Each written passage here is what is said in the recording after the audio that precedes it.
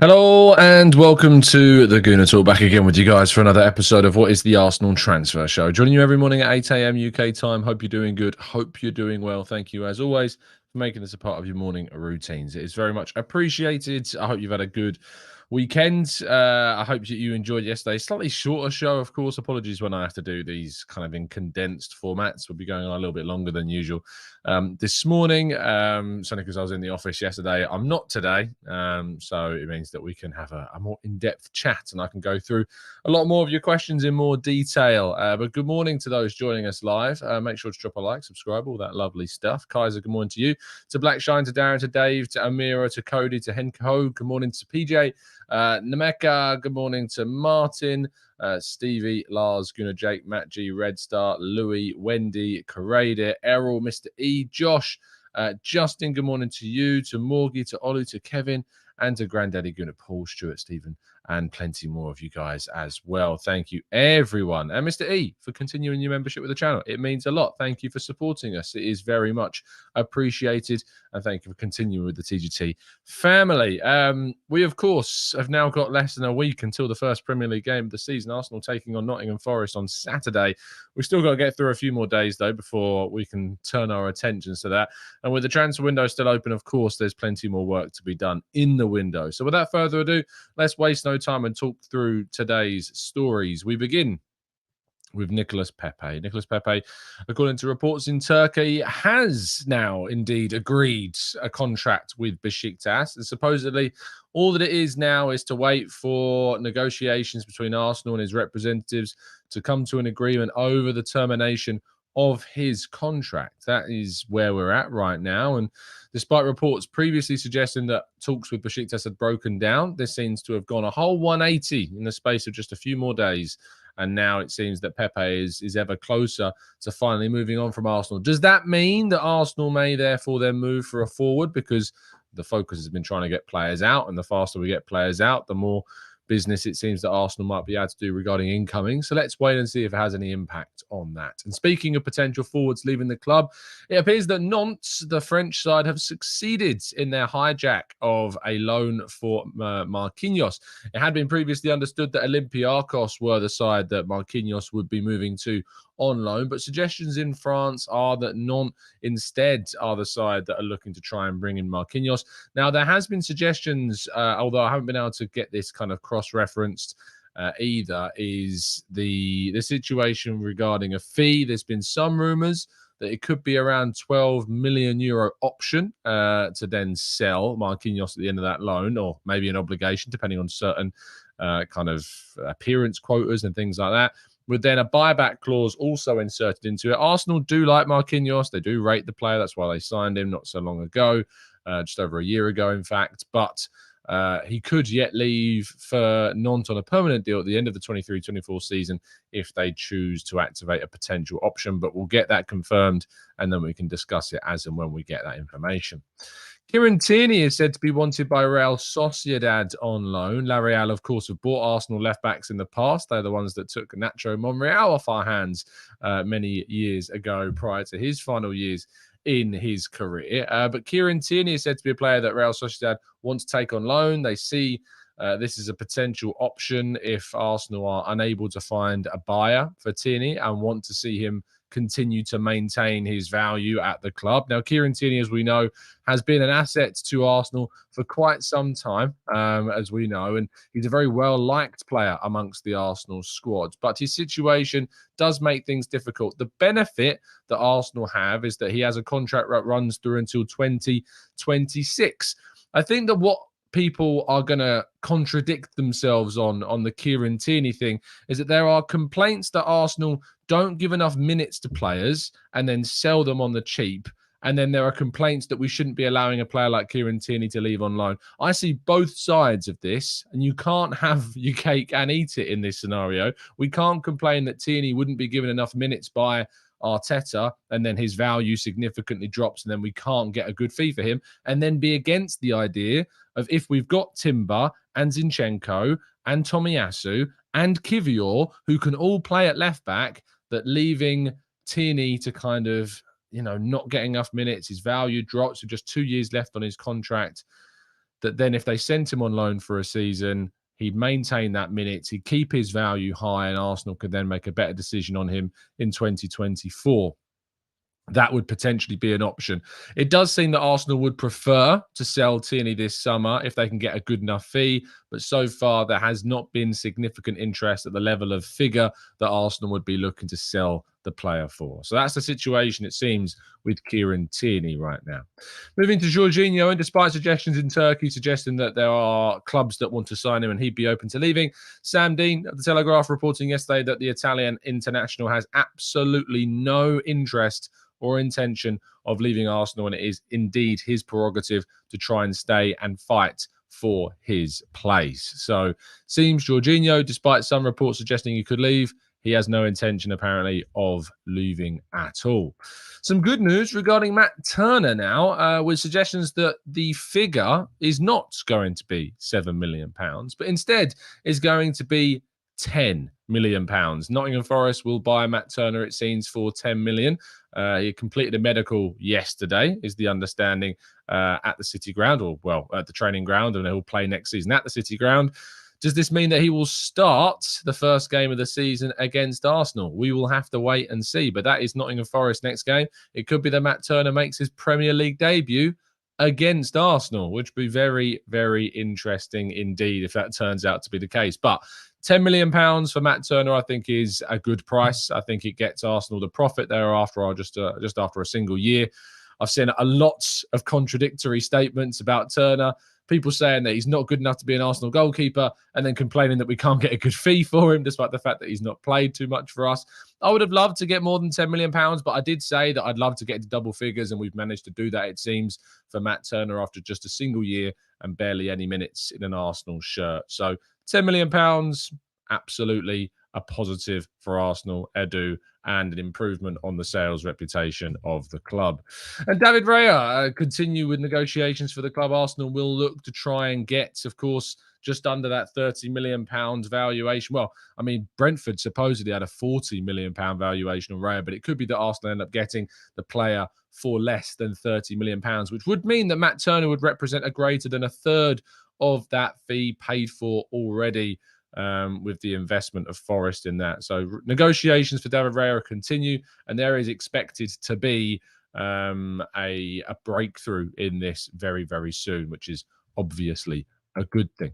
Mohammed Kudus still very much on the radar for Arsenal. However, the talk about a deal with Brighton continues to go on, and we still are waiting for a resolution of this. The player is said not to have so far agreed a deal with Brighton. Brighton have, though, however, agreed a deal with Ajax. We're still waiting to find out whether or not he will indeed make that decision to move to Brighton. But right now, no agreement is in place with the Premier League side. I have that sneaking suspicion that he does want to wait indeed for Arsenal or somebody else.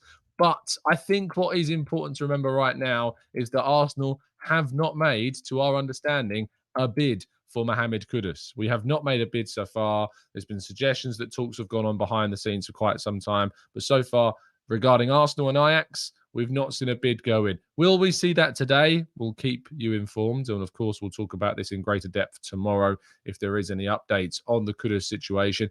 But the fact that he's not agreed that deal with Brighton, despite the fact that Brighton have agreed a deal with Ajax, I think is a big, big indication that it seems that Kudus is waiting to see what will happen with another team. Now, Ajax want this deal to be done. They have agreed the deal. They want it completed.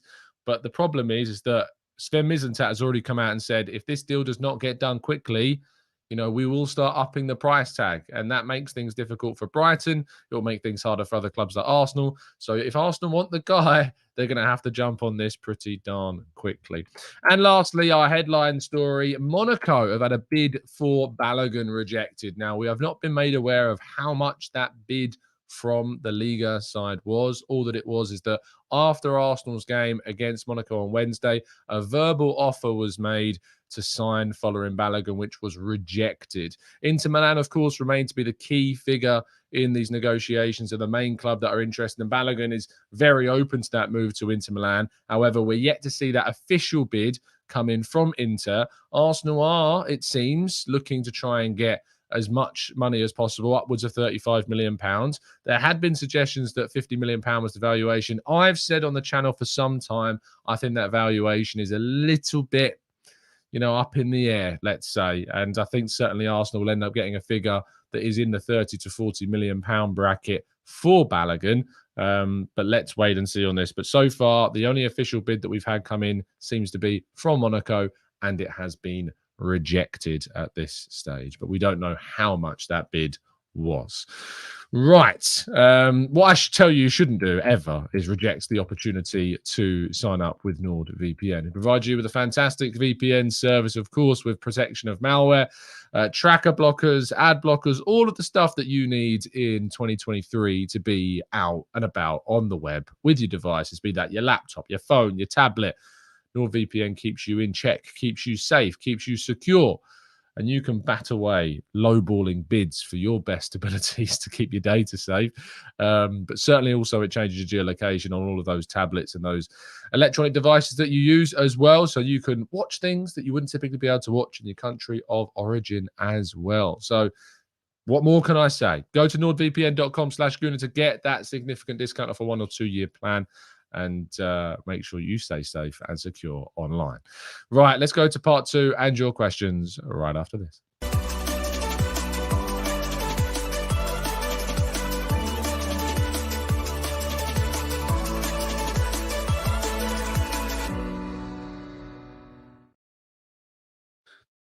Right then, what I can tell you, of course, is that still there are tickets available for our event that takes place on Sunday, the Sunday this week, the day after the game against Nottingham Forest. If you're in the London area or you're able to come down to the London area next Sunday, join myself, Harry Simeo, FK, Mike Feinberg, Bailey Keogh at the Mildmay Club.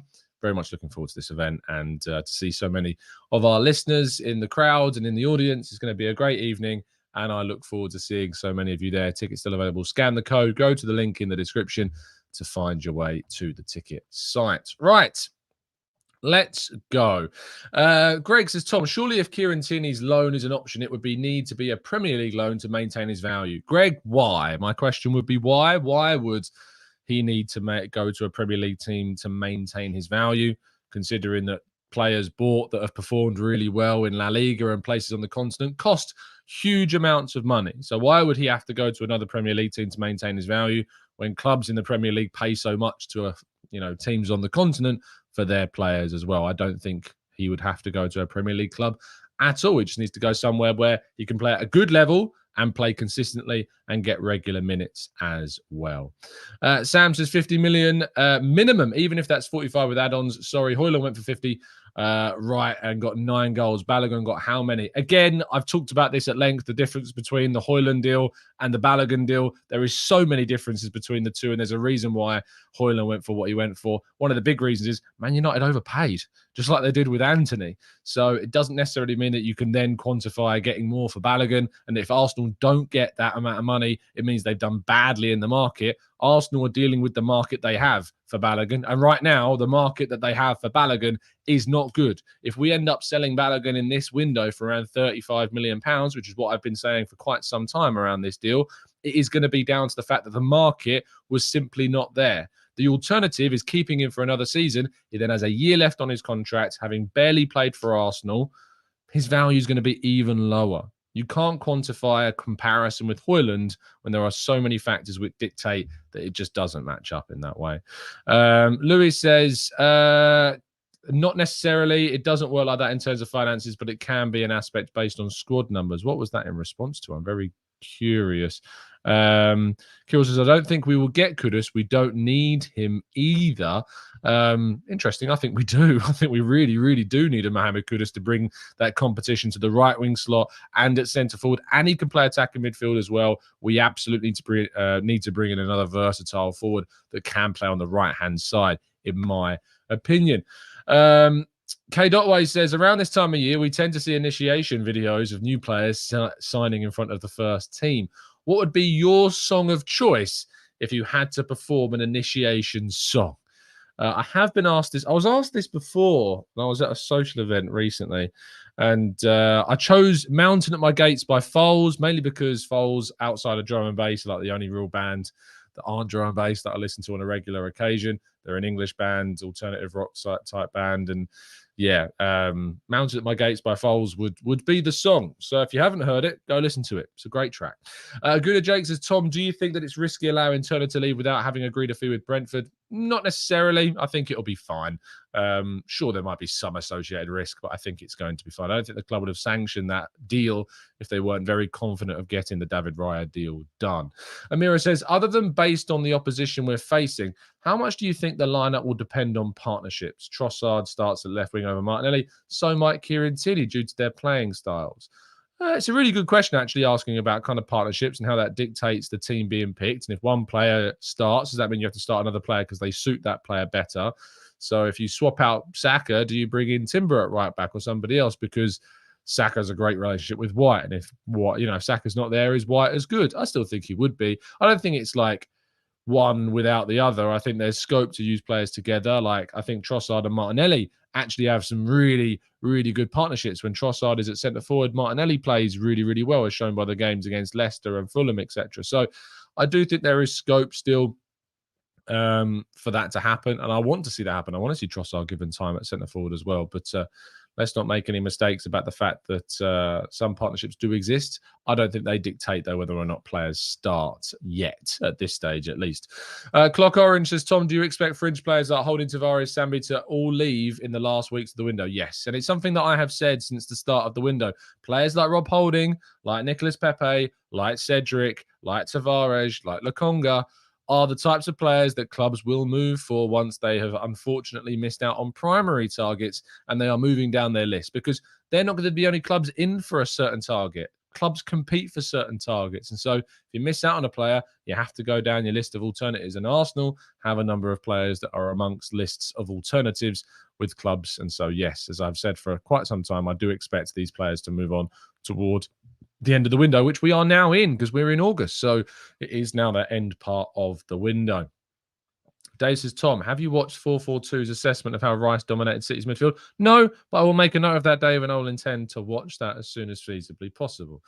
Dan says, would you sell both Balogun and Nketiah and replace them with another striker? If that other striker was someone like Randall Kolo Muani, absolutely. If it was somebody like Vlahovic, probably not. I don't think Vlahovic is the striker that I'd like to see. And some people might say, you're mad. You wouldn't swap Nketiah for Vlahovic. The reason why I'm saying no is because if we swap them for Vlahovic, it means you are then stuck with Vlahovic. And I would rather be more patient and go and get a striker that genuinely is an upgrade rather than filling that spot with somebody that's got a lot of question marks about them. Olu says, hey, Tom, what do you think of United rejecting 30 million and 20 million in the bids for McTominay and Maguire? Also, they might come in for Flo. They need a striker. I don't think they do. They've now got Højlund, so I think that Højlund, Rashford, Martial still there. I think Martial's still there. I think that's more than enough for Man United, in fact. So I don't think they'll come back in for Flo. McTominay and Maguire, if you offered me 50 million for those two, I'm snapping your arm off for it personally. I think that is a great deal, but maybe I'm undervaluing. People like to say I undervalue players, so maybe I'm doing that again. Matt says, Tom, what did you make of Rafael Varane's comments about footballers playing too many minutes? I agreed with a response to that that I saw. Let me find out where it was. Oh, why can't I remember his name when I absolutely need to? I did quote tweet the tweets. Let me find the reply because it summed up absolutely everything I thought about. Dale Johnson of ESPN quoted Rafael Varane. So Rafael, for those that have not seen it, let me read you Rafael Varane's tweet. Varane said, we had a meeting last week with the FA. They recommended from the referees new decisions and rules. From the managers and players, we have shared our concerns for many years now that there are too many games. The schedule is overcrowded and it's at a dangerous level for players' physical and mental well-being. Despite our previous feedbacks, they have now recommended for next seasons for longer games, more intensity and less emotions to be shown by players. What he means by that is the whole kind of the celebration side of things when goals are scored and condensing those celebrations down and stuff like that. He continues by saying, we just want to be in good condition on the pitch and give 100% to our club and fans. Why are our opinions not being heard? As a player, I feel very privileged to do the job that I love every day, but I feel these changes are damaging our game. We want to be at our maximum level, the best we can be, and put on amazing performances for fans to celebrate every week. I believe it is important that we, players and managers, highlight these important issues as we want to protect the game we love and give the fans our best. Now, Dale Johnson of ESPN, who's fantastic with kind of referee breakdowns of decisions, analysing whether the right VAR calls are made or not, who is critical of referees and supportive of them. So he's got that balanced point of view. He tweeted in response saying, if players stop wasting time and showing dissent towards the officials, there won't be extensive added time. This is the whole point of the IFAB directive. It's not the FA's. So players stop wasting time, ball in play time increases, added time reduces, back down. And this is the position that I personally hold on this. For me, I completely respect the fact that Varane has raised these concerns about the additional intensity, the additional minutes that players are going to be expected to be on the field. But the entire point of these longer games and these extended fixtures and the extra added time is to prevent time wasting from happening. It's to prevent teams from exploiting the refereeing situation so that fans are delivered more football that they have paid to go and see and that they have traveled to go and see, or that they've paid their TV subscriptions to watch. And at the moment, what has happened is that the extension of games through time wasting, or rather the removal of the football being actually played due to time wasting, has to be tackled, has to be curbed. And the best way to try and curb that is to extend injury time, or another potential option is, of course, the stopped clock. So the stopped clock could be another example. I've been to plenty of rugby games and seen that be an effective tool to curb time wasting, and it does work. What I would also say is that there was a feeling that at the World Cup, if you remember, the World Cup was in Qatar last year at the end of 2022, we saw that there was loads of additional time in the group stage games. And then in the knockout games, you gradually saw that additional time start dropping and dropping and dropping. And gradually it had an impact because players weren't time wasting, because they knew that those minutes were going to be added on at the end of the game. And I tell you what, I, for one, was very, very thankful that the appropriate amount of time, due to time wasting and, you know, the ball not being in play for the amount of time that it should have been, that Arsenal were given eight added minutes at the end of the game against Manchester City. And then, of course, there was that head injury that Thomas Partey sustained, so that added another 3.5 minutes to the fixture. And thankfully, because of that correct amount of added time, Arsenal were able to equalise, win on penalties, and win the trophy. So this is the way forwards for now. And the idea is that it will condense down, and gradually these 100-minute games will begin to diminish and diminish and diminish. So the idea is that, you know, that gradually there won't be as much extra minutes being played.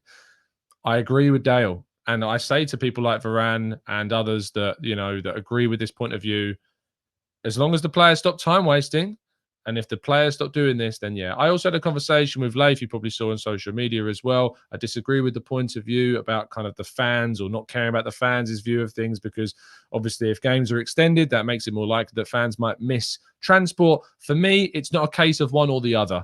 I think both issues should be tackled. Fixtures should be made accessible at accessible times for fans of travelling clubs. So if Arsenal, a team that typically play in the more southern end of England, play a team like Newcastle, that game is on an early stage. So if Arsenal ever play Newcastle, it's an early kickoff. If a North team plays a South team, it's an early kickoff. If two Midlands teams are playing, if two Northern teams are playing, if two Southern teams are playing, make them the evening kickoffs. Put those at evening times. So it makes it easier for fans to access that. It's not a case of one or the other. I think we can tackle both things with these strategies. So that's what I think needs to take place. And that was a really long answer, but it was a long answer because it needed to be a long answer. K.Way, thank you so much for becoming a brand new member of the channel. Welcome to the TGT family. Gooner John says, Tom, and thank you for the donation, my friend. Most fans are clamoring for a different type of striker, but I'm starting to believe that Arteta likes his false nines with the current options that he has. They just bring different qualities. What are your thoughts? I think that the idea that if you add an Erling Haaland to Arsenal, suddenly Arsenal turn into a side that score more goals than they've ever scored before. But the fact of the matter is that last season Arsenal scored with 88, the most Premier League goals they have ever scored. And they didn't have a single striker in that team that scored more than 11 Premier League goals. Jesus got 11, then Nketiah got 4. Trossard, I think, got 1. I think he scored 1 against Brentford. I'm trying to think of when he scored any more. I think he got 1, but he got a lot of assists. And the idea is that we got 88 goals last season because the goals were spread throughout the team. Now, if you look at Manchester City, Haaland scores a large percentage of Manchester City's goals. They score still plenty of goals throughout that side. Julian Alvarez gets goals, who, by the way, is the other striker as well, of course. But they're not scoring as much as they were previously when they had someone like Jesus in that squad. De Bruyne scored more. Grealish would score more. Foden would score more. Silva would score more. Mahrez would score more. So actually having Haaland diminishes the goals from outside of that striker position. And in the Arsenal team, we play a slightly different way. And instead, the goals are more shared. And, Saka and Odegaard and Martinelli and Trossard, are designed to score more goals because of it.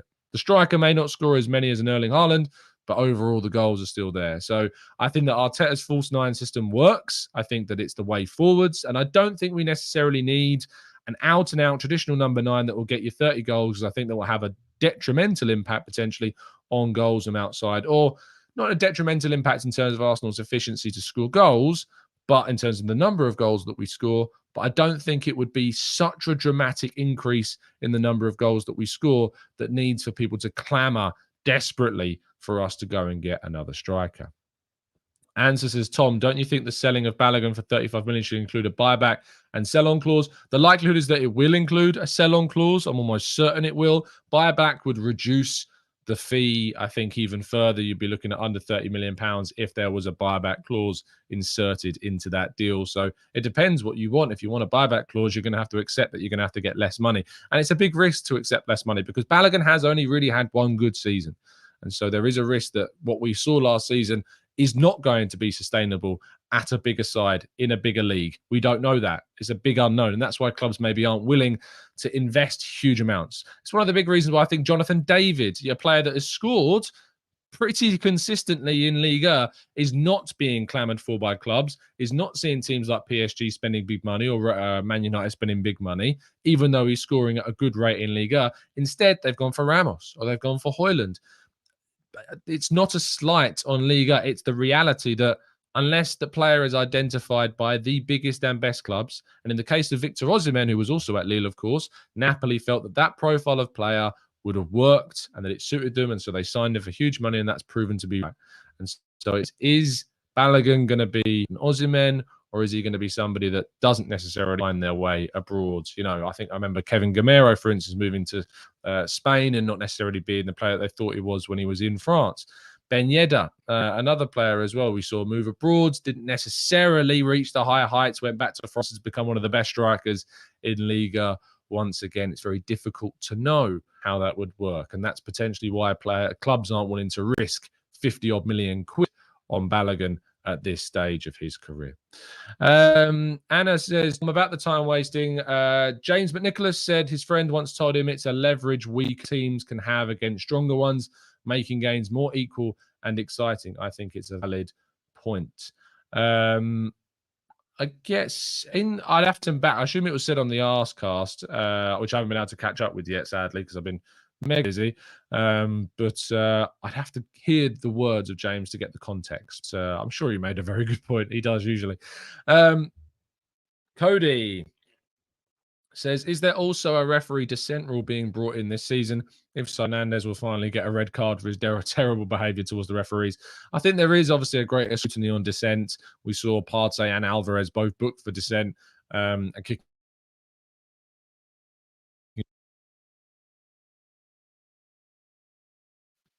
microphone issues. Sorry, hopefully that's now working fine. But yes, I think we saw on Sunday that this also happened, and Partey and Alvarez got kind of, booked for dissent, if you like. So it should be should be okay. And I think that we will see a greater scrutiny of it as well. Let's go to Kirill says, Tom, good morning. Why are people even on the Athletic? They're always so negative. Why can't people be patient at least and give players 6 months? I don't think the Athletic's negative at all. I think it provides, very good balanced views. I think James provides lots of balanced views as well. I don't think it's about being impatient at all. I think that actually there has been a lot of patience shown, a lot of patience indeed shown regarding Arsenal over the last decade plus. We are asking for more, and that's just the way that football works. So there you go. Fabrizio has just tweeted about Balogun, but it's not any new information, sadly. Let's go to Louis. Says, wouldn't reduced buyback be an easier way for us to agree a lower amount in our regards? Say we want 50 and Inter want to pay 35. Can't we do 35 plus a 10 million buyback? 10 million buyback? I don't think that would be what we would get. You have to pay more than what you sell the player for. The buyback would be something like 70 or 80 million. Think about Tammy Abraham, sold for 35, I think it was, by Chelsea to Roma, and the buyback clause was like 80 million pounds. That's how buybacks work. It's not like you have to pay 10 million and you get the payer back. It doesn't work that way at all. Let's go to Kervin. Says it's not about the number of goals, but critical goals when you desperately need one, which a top striker gives you. I'm pretty sure that we saw Jesus score at Anfield. We saw him score in the North London derby. Let me just have a quick check on that other goals, because I'm sure I'm going to forget some. But certainly, I remember him scoring at Anfield, and I remember him scoring in the North London derby as well. Let's have a quick check on other goals that he scored last season. Scored against Wolves, scored against Chelsea at home, away against Liverpool, 2 against Leeds, 1 away to West Ham United. We saw, as I say, 1 against Tottenham, 1 away against Brentford, which is no easy feat at all, 1 against Aston Villa, and 2 goals and 2 assists against Leicester. So, this guy does pop up in big games, and we have got a striker that scores in big games. Could he be more clinical? Yeah, sure, he could. But we've also got players like Saka and Martinelli and Odegaard that also score in big games. So, I don't think at all that we should be worrying. And Kish makes the point that says Jesus scored 11 in 26. Had he been fit for all 38 games, surely he'd be hitting about 18 or 22 across the whole season. And I do tend to agree. Peony Wings is there any truth in the rumor that I've just made up about Arsenal definitely loaning Mbappe for a season? No truth in that at all. Walk says, when will there be accountability for the refs? Do they not see their unfairness causes players to react? I would like to see more accountability at the same time for referees. I think we did see that last season. You saw that with what happened with Lee Mason after the calamitous mistake that was made between Arsenal and Brentford with that VAR goal that was not ruled out for offside. So there is greater accountability being brought in for officials, but I still think there is potentially but we need more. We need more accountability and more scrutiny on referees at the same time that we are bringing more scrutiny onto players. It should go both ways. It should be a two-way street. Emmanuel says, if Arsenal must win any silverware this season, we must sign a proper number 9 like Harry Kane and Victor Osimhen. I think I've tackled this enough now. I've tried to explain to the best of my abilities, certainly, that at this point in time, Arsenal don't categorically need that traditional Kane or Osimhen style striker to score a lot of goals. As I said, without that last season, with Jesus even out for 3 months or longer of the campaign, we still scored more Premier League goals than we've ever scored before. More Premier League goals than when Thierry Henry was at this club. So let's not pretend like not having someone like that is ultimately not going to bring you the record goal scoring amount for your entire team. So yeah, there you go. I too, Dennis, am quite tired of the striker talk. I'd love to bring in another forward. I'd like it to be a versatile one that could bring us some depth at right wing as well. And I'd love to see us bring in another option to compete with Jesus more competitively. Sure, no problem with that whatsoever. But the idea that just signing an amazing striker solves all of Arsenal's goal problems, which I don't even think exist, I just think is not realistic at all. Let's go to Gaza for Life. Says, Tom, what do you think about a whisper who will sign from Chelsea? I don't know who that is. I don't know who that is, Gaza, for life. I'm sorry. Dujan Whisper. Never heard of him. Phil says, with our current squad depth, who do you think will be left out of the squad against Forest? It's big, isn't it? We've got a big squad. So Holding, probably. I mean, we've got a few injuries still. Jorginho, we don't know if he's going to be fit. Zinchenko, we don't know if he's going to be fit. Jesus is injured at the moment. So those guys are definitely out. Reece Nelson, we don't know if he's going to be fit, although he's back in training. So those guys are probably the obvious ones. Then you've got Tavares, Cedric, Lokonga, Holding, as you've mentioned, Pepe. So loads of players can still certainly be left out of the squads at this moment in time. Dujuan Sterling. Oh, let's have a quick look at who this is. Dujon Sterling. Okay. He plays for Rangers, 23-year-olds. What did he do last season? What position does he play? He plays as a right back. And he can play in a lot of positions apparently. Right back, left back, right mid, left mid. But he played for Stoke last season. But was he on loan? I'm assuming he was on loan. Or it says he's a new arrival. Hold on. Did he move there this season? Well, if he moved there this season, then we got no chance. Yes, it looks like he moved from Chelsea's under 21s to Rangers on a free. So we won't be signing him if that's who you're talking about. Let's go to Lovemore, who says, I think Balogun's character over his talent is hindering his entry into the team. No one can ask for guaranteed places. What do you think? Again, something I have tackled. I think that his comments that he made in America weren't the best. Saying that he doesn't have to prove himself or try extra hard. These aren't things you really want to hear. A player that has to kind of make an indent in the Arsenal team saying. You don't want to hear those types of things. If there is an expectation that Arsenal will be kind of, I don't know what the right way to put this is. If there is an expectation from Balogun that he feels that he should be in the Arsenal starting 11 right now, that's not fair on the squad or Arteta. And also, I think it's not fair on players like Jesus or Nketiah that do try extra hard. That Nketiah is one of the hardest trainers in the Arsenal squad. So it's difficult to quantify it, but the words that we heard from Balogun in America didn't really help his situation. I personally don't think, and I think that certainly had an impact on maybe what Arteta's mindset was. I'm speculating, I'm assuming, but that's kind of what I think about it. And I also don't think that he's done enough to say, even like from what he did last season at Rennes, like I don't think that he is. I just don't think he's done enough to say that he should be starting for Arsenal next season. I just don't. Let's go to Fuad says, what happens to Holding and KT this window, do you think?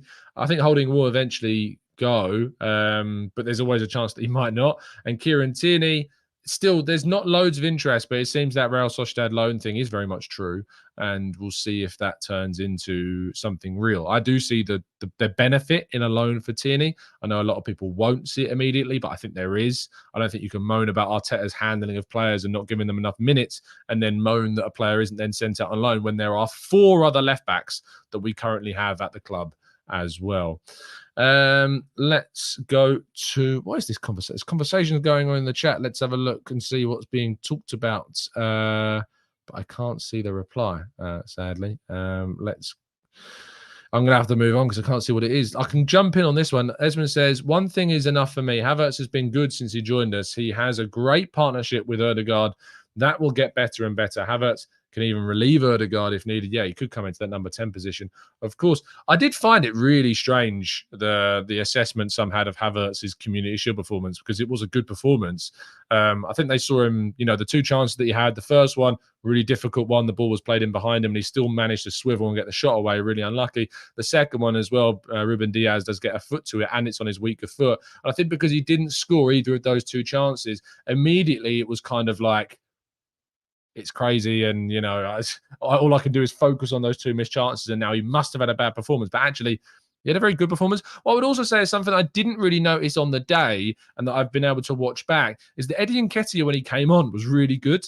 And I don't think many people are talking about this. Eddie Nketiah came on. He got a couple of long balls played up to him that he controlled really, really well, was progressive in what he wanted to do and offered us something, offered a bit of energy. And I think actually showed some really good competition for Havertz in that role. So maybe people should go back and watch Eddie Nketiah's contribution when he came off the bench against City. He looked really good. So I would encourage you to go back and watch Eddie's contribution once he came off the bench in a more specific closed analysis, if you can go back and do that.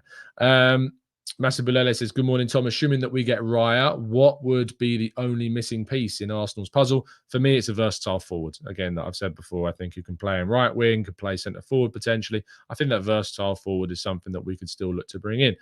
Prog says, I reckon there's anything in the Ansu Fati rumours. The only rumours that there are right now, Prog, is that apparently Barca are open to selling him. I've not heard anything regarding Arsenal being open to looking at him. All I've heard is that Barca are apparently open to allowing him to leave. Would he be a good wide player that can play through the middle as well? It's worth pointing out. Maybe. He's a bit of a revival project. Again, a little bit similar to Havertz. He's not had the best time at Barca recently, but there's no denying what the brilliant talent Ansu Fati had prior to a number of really bad injuries. And that is also another factor, is that can you risk the idea that bringing in Ansu Fati would not see an investment in a player that's got some significant injury concerns. So that's also something to worry about as well. Let's go to Ian says, how many goals Havertz needs to score for him to be called a successful player this season? And is Eddie a third choice striker? Very intentional from Mikel Arteta, maybe the horses for courses. I do think it's a bit of that. I do think it's still a bit up in the air. I still don't think we know 100% what we're going to see from players this season in terms of where they might play. If Havertz is going to play where Xhaka played the majority of the time that he's there, then I think aiming to get as many as, if not more than, Granit Xhaka. You know, we said Xhaka had a brilliant season, getting 7 goals and 5 assists. So surely we would be saying that about Havertz as well if he came into that role. Maybe hopefully get slightly more. If he plays at centre forward, you've got to try and absolutely get into double digits, but it depends again on how many games that he plays in that position. We've got so much competition, it's difficult to put like minimum targets because you just don't know how many games players are going to get. And that's just a fact of having so many competitive options in so many different positions. And that's a good problem to have at the same time. It would be an expensive flop. You're absolutely right, Sam, if Havertz doesn't work out, and that's the risk that the club have taken. Hopefully it does work out. And Ian says Xhaka played almost every single match. Exactly. And I don't think Havertz will, because we've got way more competition now for places. I think we are probably going to wrap things up there. Thank you so much, guys, for tuning in. It's very much appreciated. And I look forward to speaking with you. Tomorrow morning, we'll catch up, of course, for any more on Arsenal news that breaks today. I will be live at 10. I know I wasn't yesterday. It's because I was in the office. But I will be live at 10 on the Arsenal Way with Umar. So do come and join me and Umar for a good chat about all the latest Arsenal stuff that we've talked about today and more. Do drop a like, subscribe, and if you are in the London area next Sunday, make sure you come along to our live podcast. Penny Ween saying there, see you all at the Mild May Club, which you can find us at 5 p.m. doors open, 6 p.m. the show starts next Sunday, or this Sunday coming, with some fantastic guests. So please do come along. Link in the description, or scan that QR code on your screen to take you to the tickets page. Thank you everyone for listening. Very much enjoy all of you tuning in. We will see you again very soon. And as always, up the Arsenal.